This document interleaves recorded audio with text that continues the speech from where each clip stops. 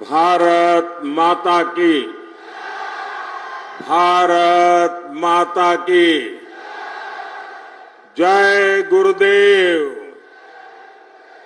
धन गुरुदेव, जय गुरुदेव, धन गुरुदेव। बोले सो निहाल, सत श्री अकाल। 2024 के चुनाव प्रचार की मेरी ये अंतिम सभा है। मैं मां चिंतपूर्णी, मां नैना देवी और गुरु गोविंद सिंह जी को सर झुकाकर नमन करता हूं। हमारे होशियारपुर को छोटी काशी कहा जाता है। ये गुरु रविदास जी की तपोभूमि है। और संयोग देखिए, काशी जहां से मैं सांसद हूं, वहां गुरु रविदास जी का जन्म हुआ था। इसलिए होशियारपुर की इस पुण्य भूमि पर आज चुनाव अभियान का समापन होना मेरे लिए अपने आप में सौभाग्य से कम नहीं है। भाई और बहनों, गुरु रविदास जी कहते थे, मन चंगा तो कठौती में गंगा।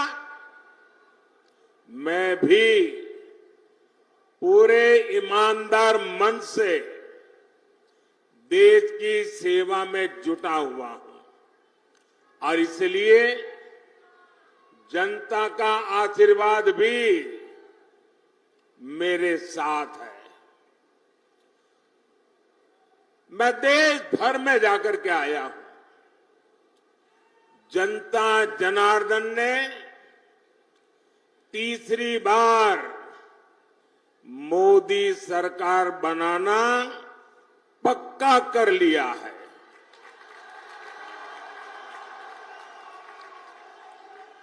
आज देश में आकांक्षाएं नहीं हैं।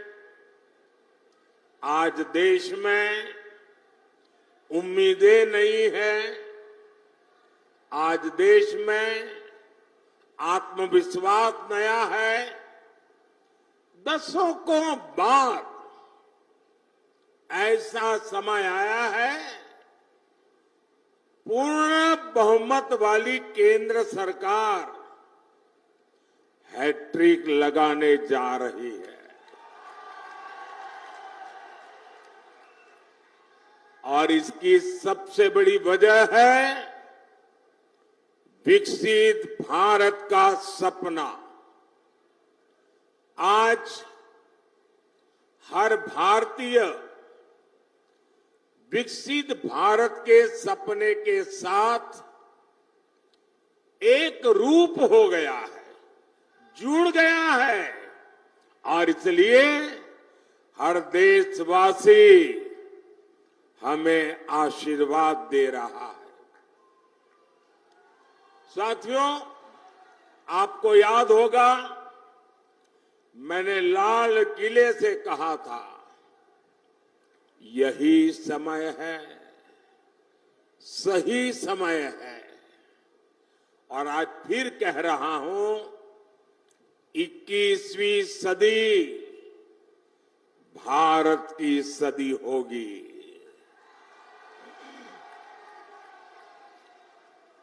पिछले 10 साल में भारत ने जो विकास करके दिखाया है, वो अभूतपूर्व रहा है। आज जब पंजाब के लोग, दूसरे राज्यों के लोग विदेश जाते हैं तो खुद देखते हैं कि वहां भारत और भारतीयों की इज्जत कितनी बढ़ गई है। जब देश में दमदार सरकार होती है तो विदेशी सरकारें भी हमारा दम देखती है। और वीरों की इस धरती पंजाब से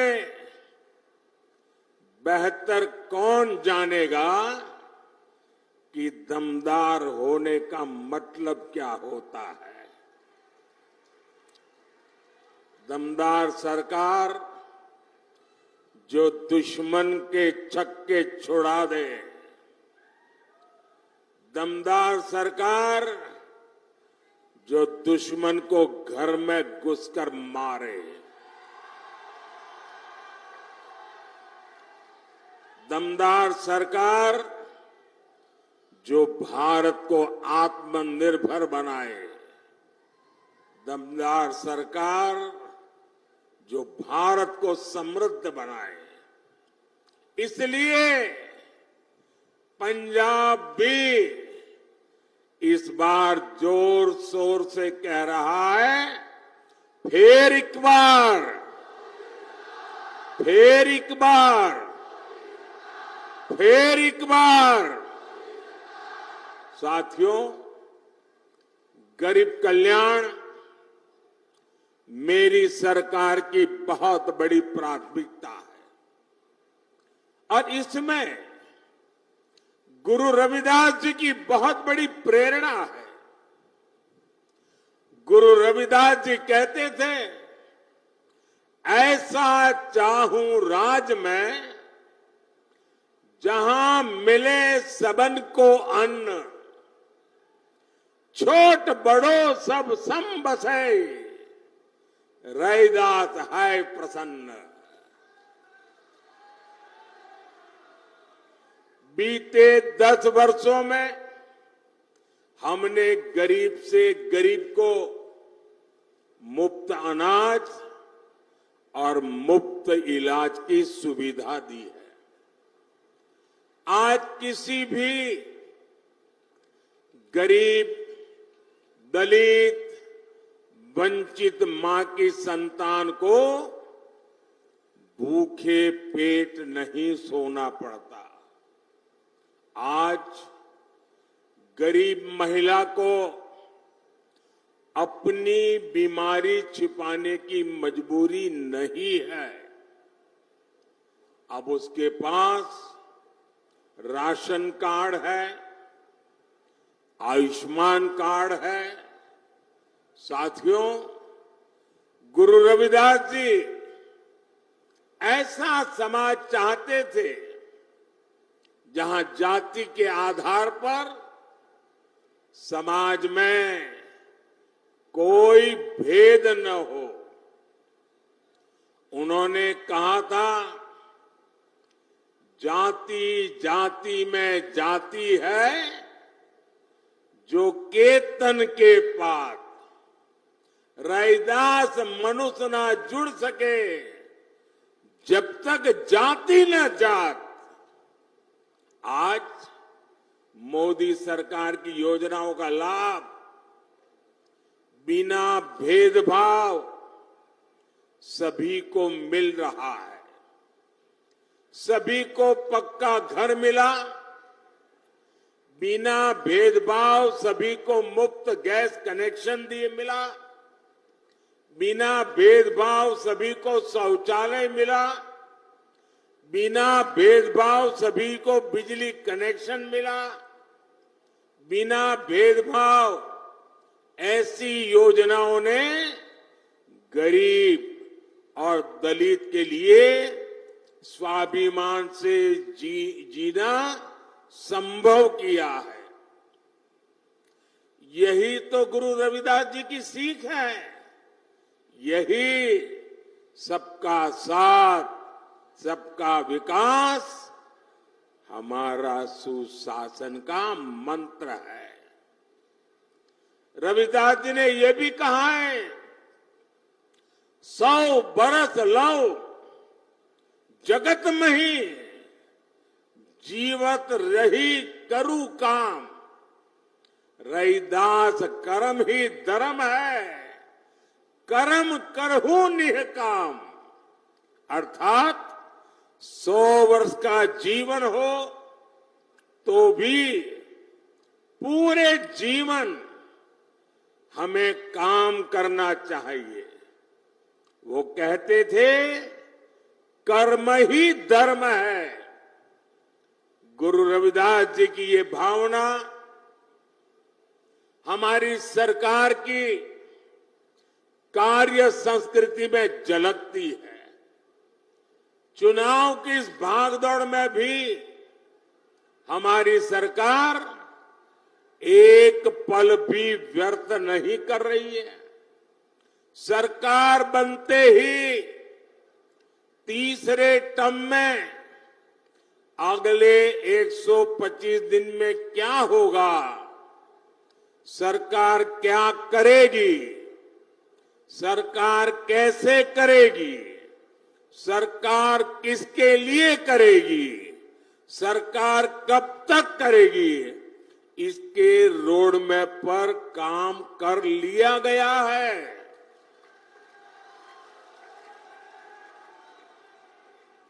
इसमें भी 25 दिन विशेष तौर पर युवाओं के लिए केंद्रित किए गए हैं। अगले 5 साल में कौन से बड़े निर्णय लेने हैं, इसकी भी रूपरेखा खींची जा चुकी है। अगले 25 साल के विजन पर भी हमारी सरकार तेजी से आगे बढ़ रही है। साथियों, ये भाजपा सरकार का सौभाग्य है कि उसे गुरु रविदास से जुड़ी विरासत को सम्मान देने का अवसर मिला है। काशी में उनके जन्म स्थान का विकास किया जा रहा है। काशी में गुरु रविदास जी के जन्म स्थान पर सुविधाएं बढ़ाई जा रही हैं। वहां लंगर हॉल बना है, म्यूजियम बना है, पार्क बना है, मंदिर के आसपास सड़कें बनी हैं। कोशिश यही है कि आप लोग जब यहां से काशी आए तो आपको वहां परेशानी न हो। और इतना ही नहीं, मैं काशी का सांसद हूं, इसलिए जब भी आप काशी आए ना तो आप मेरे मेहमान हैं। और मैं मेहमान नवाजी में कोई कमी नहीं रखता हूं।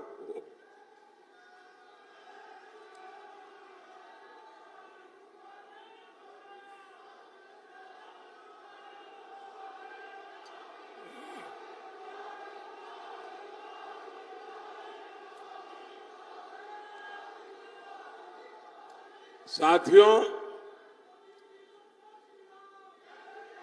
काशी में तो हम बहुत कुछ कर रहे हैं। जो लोग वहां जाते आते रहते हैं वो देखते होंगे, हर बार जाएंगे कुछ न कुछ गुरु रविदास जी के चरणों में हमने समर्पित किया है। लेकिन इसके अलावा मध्य प्रदेश में गुरु रविदास जी के विशाल स्मारक का शिलान्यास का अवसर भी मुझे ही मिला था।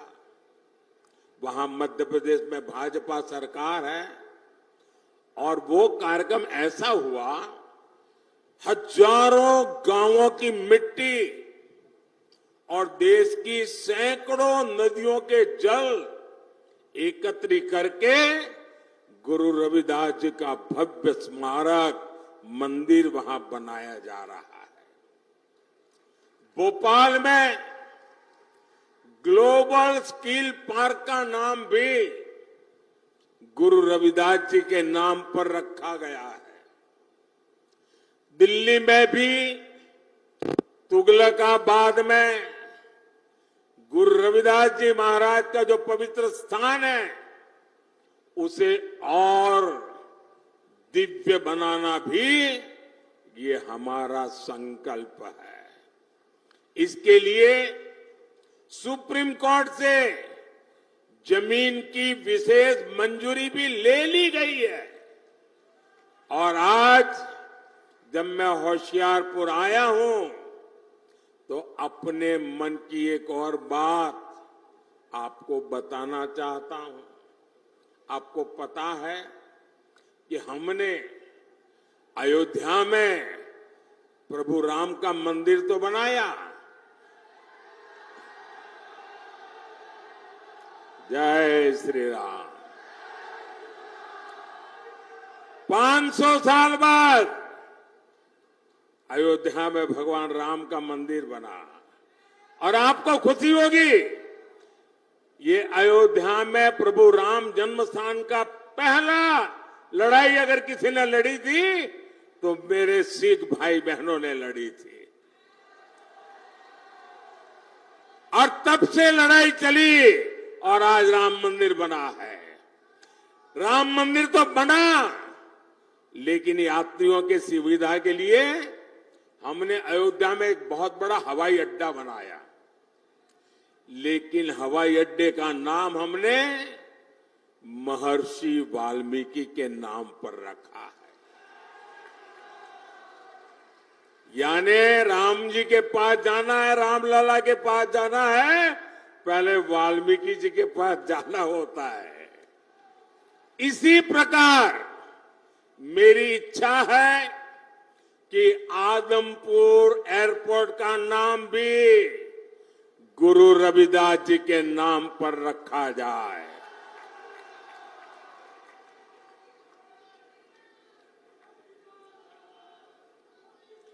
सरकार बनने के बाद इस दिशा में तेजी से काम किया जाएगा। भाई और बहनों, भाजपा विरासत भी विकास भी इस मंत्र पर चल रही है। आपने देखा है जब अफगानिस्तान में संकट आया, वहां पर हमारे जो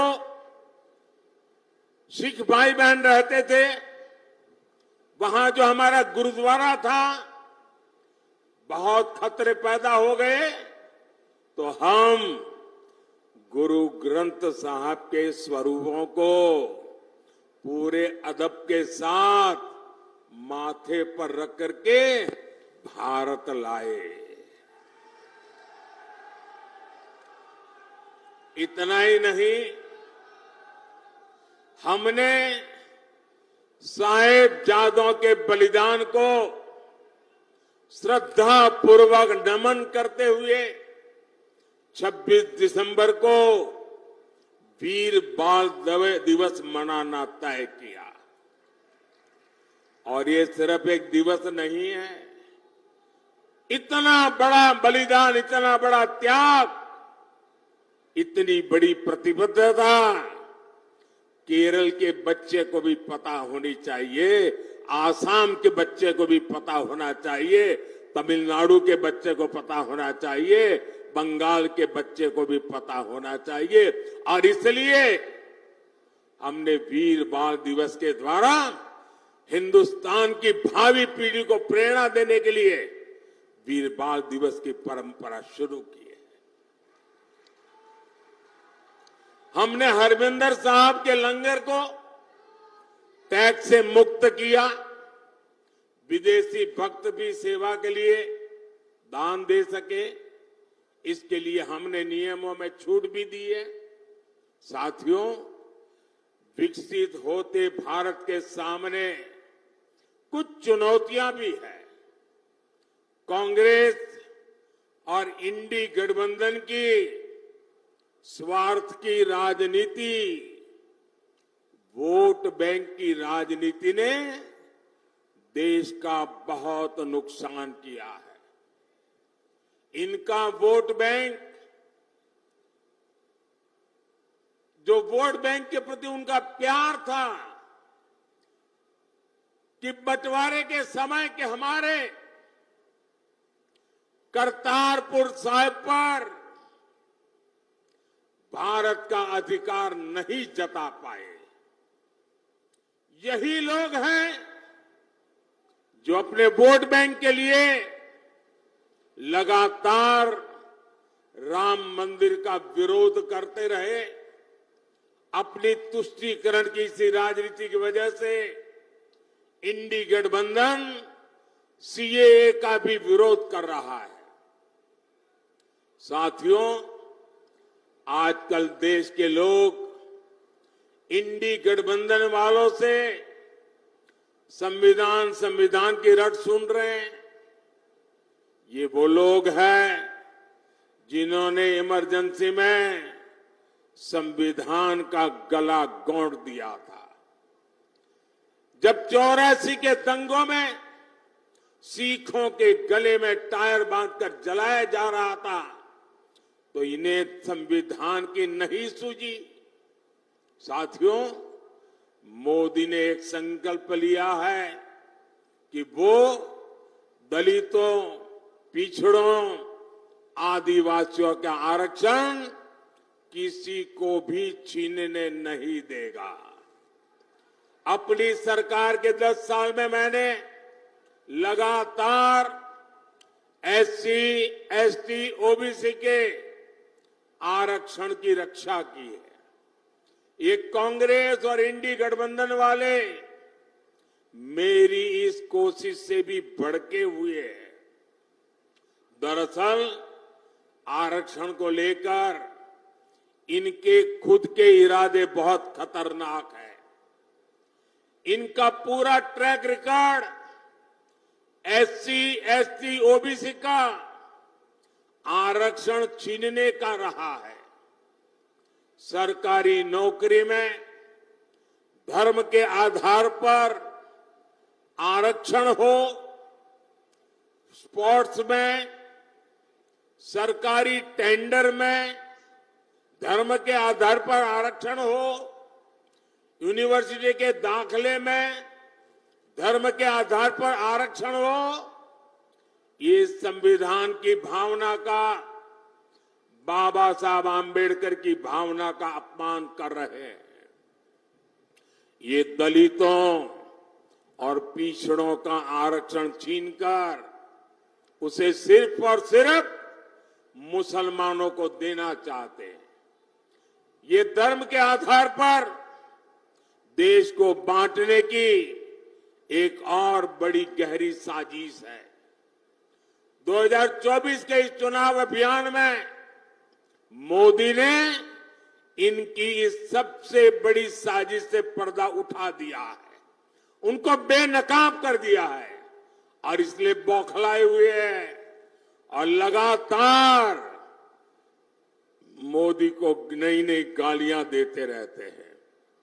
भाई और बहनों, आप भी जानते हैं कांग्रेस भ्रष्टाचार की जननी है। 60 साल तक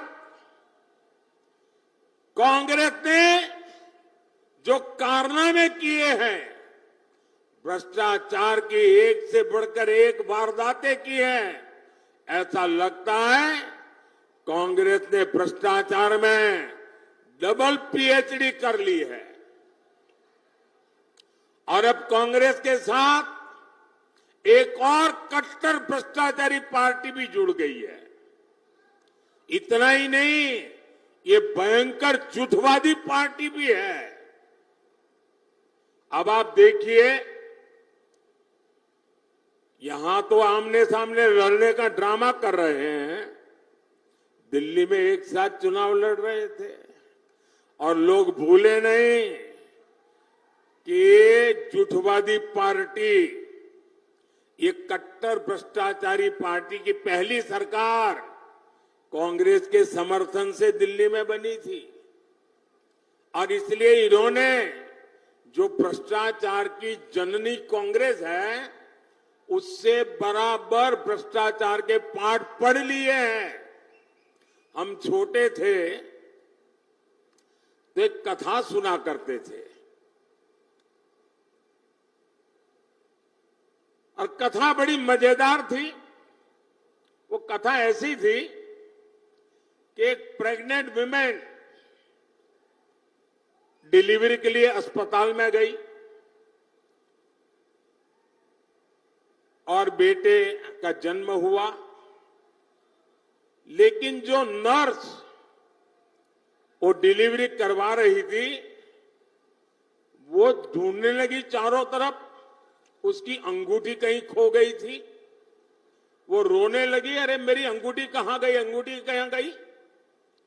अब बेटे का जन्म हुआ लेकिन वो अपनी मुट्ठी नहीं खोलता था, तो डॉक्टरों को चिंता हुई बच्चे की मुट्ठी क्यों नहीं खुल रही है, अभी तो पैदा हुआ है। डॉक्टरों ने बड़े तरीके से उसकी मुट्ठी खोली तो अंगूठी उसकी मुट्ठी में थी। तो लोगों ने कहा ये बच्चा पैदा होते ही चोरी करता है, तो पता चला उसका बाप बहुत बड़ा चोर था, बड़ा डाकू था। तो जन्मजात ये भ्रष्टाचार की जननी कांग्रेस की गोद से एक कट्टर भ्रष्टाचारी पैदा हुए हैं और इसलिए कांग्रेस को तो भ्रष्टाचार में पीएचडी करते करते 60 साल लगे। ये तो जन्म से ही कट्टर भ्रष्टाचारी पैदा हुए हैं। ये लोग क्या क्या बातें करते थे, कहते थे पंजाब को नशा मुक्त करेंगे और नशा मुक्त के इतने भाषण किए, पूरे पंजाब को बदनाम करने वाली उड़ता पंजाब फिल्में बनाई थी, चारों तरफ बदनामी की थी। लेकिन इन्होंने आते ही नशे को ही अपनी कमाई का साधन बना दिया है। दिल्ली के शराब घोटाले को पूरी दुनिया जान चुकी है। यहां खनन माफिया भी बेलगाम चल रहा है। इन कट्टर भ्रष्टाचारियों ने, भयंकर झूठवादियों ने पंजाब को गैंग वॉर में झोंक दिया है। इन लोगों ने पंजाब में उद्योग और खेती दोनों को बर्बाद कर दिया है। ये कट्टर भ्रष्टाचारी भयंकर झूठवादी तो नारी उत्पीड़न में भी नंबर 1 बनते जा रहे हैं। आज दिल्ली से लेकर पंजाब तक इनके कारनामे दुनिया देख रही है। इनके नेता का ठिकाना नहीं, नीति फर्जी, नारे फर्जी और नियत में भी खोट है। साथियों, पंजाब वीरों की धरती है, पंजाब शौर्य की धरती है, पंजाब पराक्रम की धरती है, पंजाब पुरुषार्थ की धरती है। लेकिन इंडी गठबंधन के लोग हर कदम पर वीरों का अपमान करते हैं। यही लोग हैं जिन्होंने हमारे देश के सेना के अध्यक्ष जनरल बिपिन रावत को गली का गुंडा कहा था, और वो सिर्फ जनरल बिपिन रावत का अपमान नहीं था, हिंदुस्तान के हर फौजी का अपमान था, हिंदुस्तान के हर सैनिक का अपमान था। यही लोग हैं जिन्होंने सर्जिकल स्ट्राइक पर हमारी सेनाओं से सबूत मांगे थे। यही लोग हैं नेहरू के जमाने की 62 की लड़ाई में चीन को क्लीन चिट देकर भारत की फौज का आए दिन अपमान करते रहते हैं। कांग्रेस और इंडी गठबंधन ने हमारी सेनाओं को कमजोर करने में कोई कसर बाकी नहीं छोड़ी थी। याद कीजिए, देश आजाद हुआ तब से जीप घोटाला हो, बोफोर्स घोटाला हो, सबमरीन घोटाला हो, आर्मी के लिए ट्रक घोटाला हो, इन लोगों ने हर मौके पर देश की सेना की जरूरतों की चिंता नहीं की, देश की सेना की शक्ति की चिंता नहीं की। इन्होंने लूटने की योजनाएं बनाई, चोरी करने की योजनाएं बनाई, भ्रष्टाचार करके देश के खजाने को खाली करने की योजना बनाई है। ये लोग हैं जिन्होंने तेजस फाइटर प्लेन के प्रोजेक्ट को ठंडे बस्ते में डाल दिया था। यही लोग हैं जिन्होंने वर्षों तक सेना के अंदर एकरूपता, एकात्मता लाने के लिए सीडीएस पद के गठन को लटका कर रखा। यही लोग हैं जिन्होंने सेनाओं को आधुनिक बनाने के लिए जरूरी रिफॉर्म्स नहीं होने दिए। यही लोग हैं जिन्होंने हमारे पूर्व फौजियों को 1 रैंक 1 पेंशन, ओआरओपी 40 साल तक झूठ बोला। भाइयों बहनों, और कैसा झूठ, ये सेना के जवानों की आंख में कैसी धूल झोंकते हैं। और मुझे याद है 2013-14 के चुनाव में यहां पंजाब में आकर के पूर्व सैनिकों के साथ छोटी छोटी अपनी मीटिंगें करके हवा फैलाते थे कि ओआरओपी कर दिया। कैसी बेईमानी की, जरा मैं, पंजाब तो पूर्व सैनिकों की धरती है, हिमाचल पूर्व सैनिकों की धरती है, मैं जरा बताना चाहता हूं इन्होंने क्या किया। मैंने 2013 में जब मुझे प्रधानमंत्री पद का उम्मीदवार घोषित किया तो मैंने रेवाड़ी में सबसे पहली पूर्व सैनिकों की रैली की।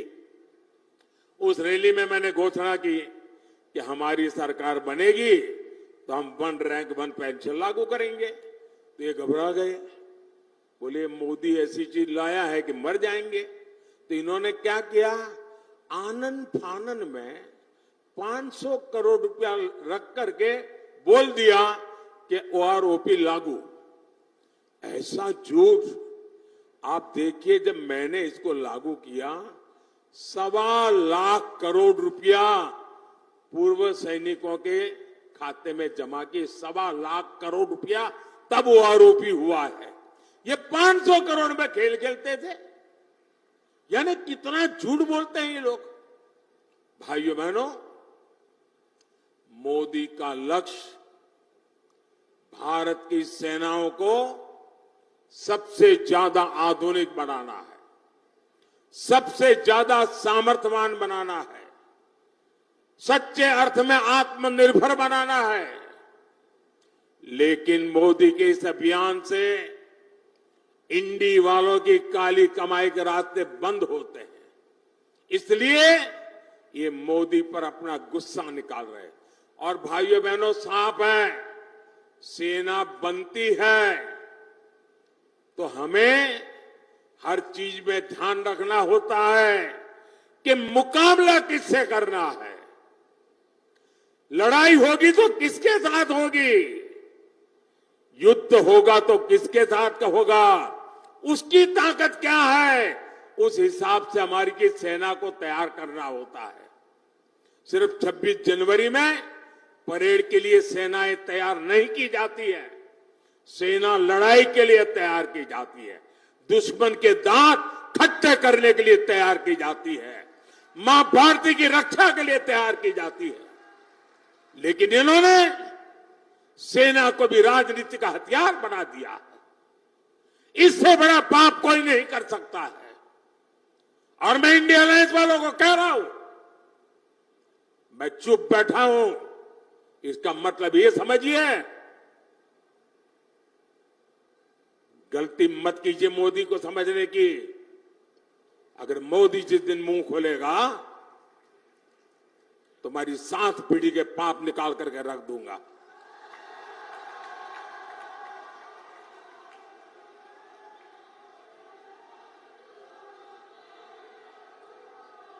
आपको मोदी को जितनी गालियां दे दीजिए, लेकिन मेरे देश की सेना का अपमान ये मोदी नहीं सहन करेगा।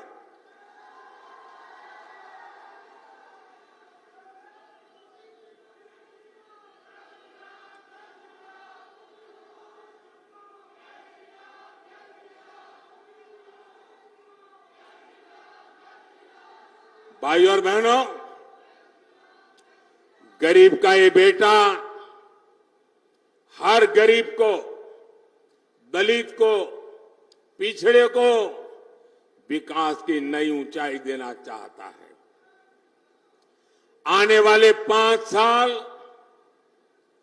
मेरे किसान भाई बहनों के कल्याण के लिए, मेरे गरीब भाई बहनों को गरीबी से बाहर निकालने के लिए, हमारे नौजवानों को नए अवसर देने के लिए और हमारी नारी शक्ति की भागीदारी को बढ़ाने के लिए उत्कृष्ट समय होने वाला है। आजादी के 75 साल में जैसा समय नहीं आया, वैसा समय आने वाले 5 साल में आने वाला है।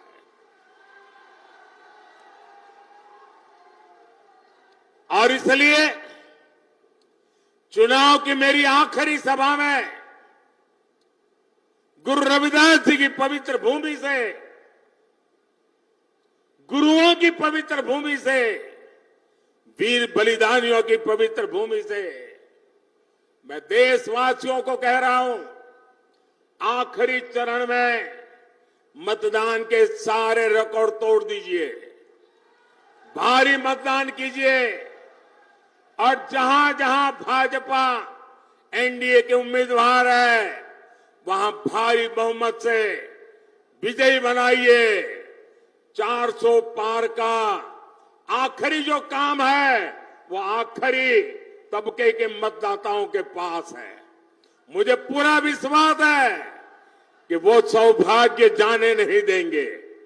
आपसे 1 जून को पंजाब की हर सीट पर कमल खिलाने के लिए मैं आपसे आशीर्वाद मांगने आया हूं, मैं आपसे सहयोग मांगने आया हूं।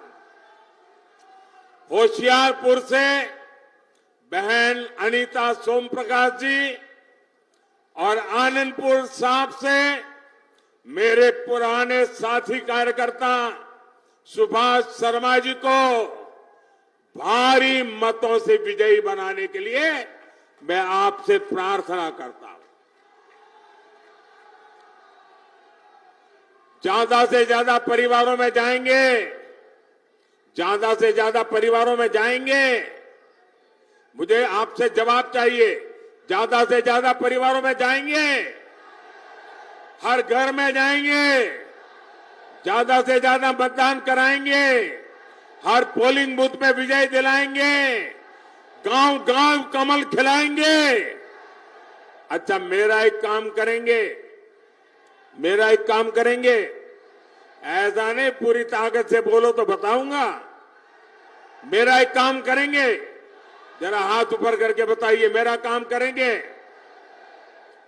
देखिए, यहां से जाने के बाद अपने मोहल्ले में, अपने गांव में जो भी देवस्थान हो, गुरुद्वारा हो, वहां पर जाना और मोदी की तरफ से वहां माथा टेकना और हमें गुरुओं से आशीर्वाद चाहिए, हमें हमारे परमात्मा से आशीर्वाद चाहिए, लेकिन आशीर्वाद मोदी के लिए नहीं मांगना है, आशीर्वाद मोदी के परिवार के लिए नहीं मांगना है। आशीर्वाद मांगना है विकसित पंजाब बनाने के लिए, आशीर्वाद मांगना है विकसित भारत बनाने के लिए। और इसलिए आप सबसे मेरा आग्रह है कि मेरा ये काम जरूर कीजिए। हर गुरुद्वारे पर जाकर के, हर देवस्थान पर जाकर के मेरी तरफ से मत्था जरूर टेकना। मेरे साथ बोलिए, जय गुरुदेव, जय गुरुदेव, धन गुरुदेव, धन गुरुदेव। श्री वाहेगुरु जी का खालसा, श्री वाहेगुरु जी का खालसा। भारत माता की, भारत माता की। बहुत बहुत धन्यवाद।